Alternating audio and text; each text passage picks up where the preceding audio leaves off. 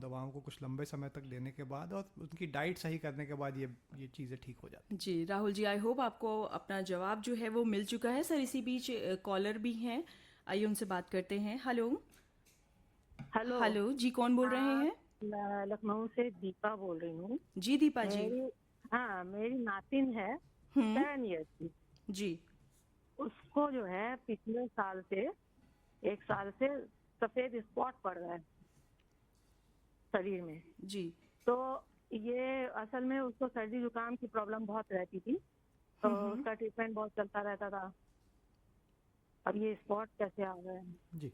तो सफ़ेद स्पॉट जी। कई किस्म के होते हैं। अब इसमें भी आपको एक त्वचा रोग विशेषज्ञ को दिखाना पड़ेगा, क्योंकि कुछ सफ़ेद स्पॉट एक फंगस के इन्फेक्शन में भी होते हैं जिसमें फंगस की क्रीम लगाने से वो बेटर हो सकते हैं, बट कुछ सफ़ेद स्पॉट ज़्यादा गंभीर किस्म के होते हैं जिसमें अलग किस्म की ट्रीटमेंट किया जाता है, बट ये बिना त्वचा रोग विशेषज्ञ के देखे इसका ट्रीटमेंट डिसाइड करना नहीं पॉसिबल हो पाएगा। दीपा जी, आपने कभी डॉक्टर को दिखाया है अपने बच्चे को? हाँ, डॉक्टर को जो है वो बच्चे के लिए ना वो होम्योपैथिक डॉक्टर करते हैं।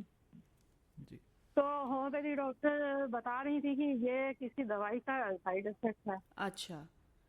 तो आप तो मेरी अब सलाह होगी कि आप स्किन के स्पेशलिस्ट से एक बार दिखा लें।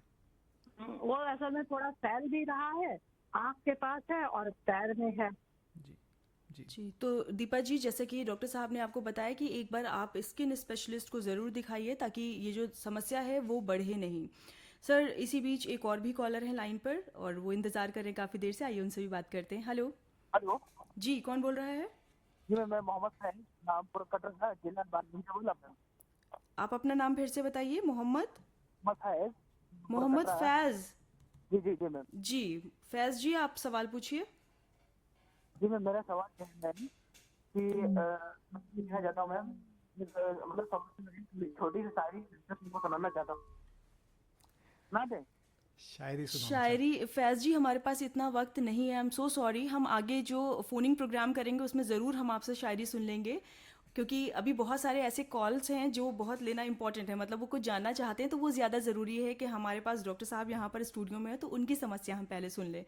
तो सर एक और चीज़ है, जब तक कॉल सारी, हम आपसे एक चीज़ जानना चाहेंगे कि बहुत बार बच्चों में ना दांत किटकिटाने की समस्या, मतलब सोते हैं बच्चे तो दांत किटकिट किटकिट किया करते हैं और ऐसा लगता है कि शायद वो जाग रहे हैं या मतलब सबकॉन्शियस माइंड में है। तो ये दांत किटकिटाने की सर समस्या क्या है, क्यों होती है और इसको कैसे इसका सोल्यूशन निकाला हैं। जी। जाए? तो अगेन बहुत परेशानी वाली चीज़ नहीं है, कुछ बच्चों का ये एक नॉर्मल बिहेवियर का ही वेरिएशन है। मोस्टली जब बच्चे बड़े होते हैं तो ये अपने आप चला जाता है। कभी कभी स्टमक इन्फेक्शंस में भी ऐसा हो सकता है, तो नॉर्मली भी रिकमेंडेड है कि हर 6 महीने पे हम बच्चे को कीड़े की दवा जो डीवॉर्मिंग बोलते हैं वो कर देनी चाहिए, क्योंकि उसका भी एक सिम्टम ऐसा हो सकता है। जी। सर एक और भी कॉलर हैं, आइए उनसे बात करते हैं। हेलो। जी, जी, कौन बोल रहा है? मेरा नाम अर्पिता है। जी अर्पिता जी, कहाँ से बोल रही हैं आप? मैं डिग्री डिग्री से बोल रही हूँ, कानपुर। कानपुर से। आप अपना सवाल पूछिए। बच्चों की ओवर वेट होता है। अच्छा, बच्चे हेल्दी हैं मतलब ओवर हमारा वेटेड जानना क्यों हो बच्चा जाते को। हैं? हाँ जी। जी। तो आज की डेट में ओबेसिटी या ओवरवेट होना भी एक बहुत बड़ी प्रॉब्लम बनता जा रहा है, जो वेस्टर्न कंट्रीज़ में पहले से है, हमारे देश में अब स्टार्ट हो रहा है। ऐसा भी मेनली डाइट की वजह से ही होता है। कुछ बीमारियां होती हैं जिनमें ओबेसिटी होती है, बट उससे कहीं ज़्यादा कॉमन डाइट की गड़बड़ी, जंक फूड का सेवन करना, फिजिकल एक्टिविटी कम करना, इसकी वजह से हो सकता है। तो पहला स्टेप यही होता है कि आप बच्चे की डाइट प्लान सही रखें, हेल्दी चीज़ें दें और उसको फिजिकल एक्टिविटीज़ कराएं, स्विमिंग, क्रिकेट, फुटबॉल, जी। बैडमिंटन, इन सब चीज़ों में एटलीस्ट दिन में 2 से 1 से 2 घंटे इन फिजिकल एक्टिविटी करें तो उनका वेट अपने आप से नॉर्मल होना शुरू हो जाएगा। जी।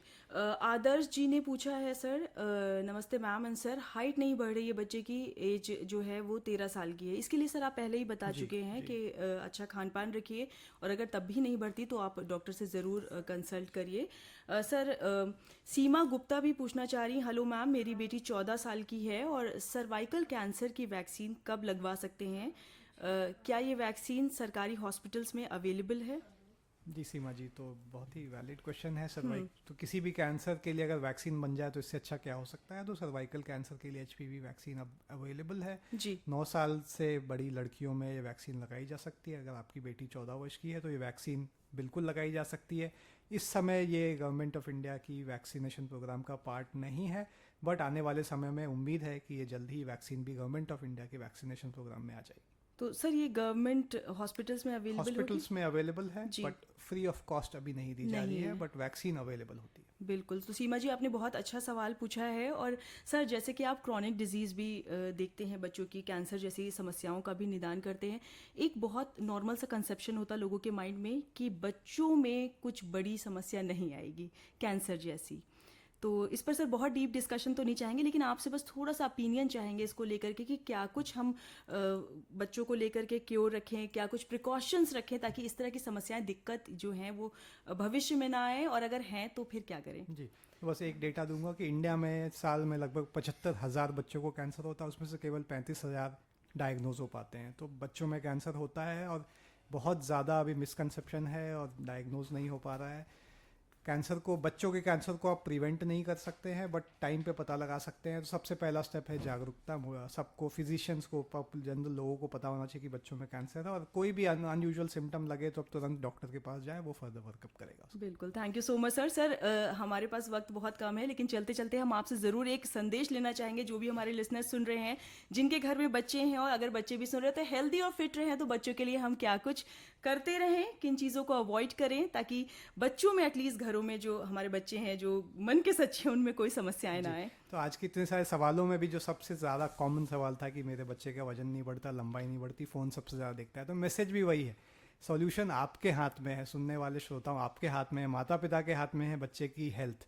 तो आप जैसी हैबिट घर में रखेंगे, मोबाइल का इस्तेमाल आप जैसा करेंगे, जो खाना आप खाएंगे, आपका बच्चा आपको देख रहा है, आपको फॉलो कर रहा है, आप उसके आइडियल हैं, आप खुद अच्छे रहिए तो आपका बच्चा बिल्कुल स्वस्थ रहेगा।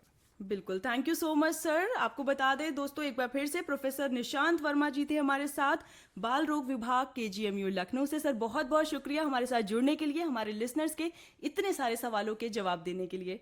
थैंक यू, और बहुत अच्छा एक्सपीरियंस इतने लोगों से एक साथ इंटरेक्ट कर सकते। Thank you sir. और दोस्तों इसी के साथ अब आपसे लेते हैं इजाजत, इस उम्मीद से कि अगले फिर हेल्थ एंड फिटनेस में, यानी अगले संडे एक नए विषय के साथ आपके साथ जुड़ेंगे। तब तक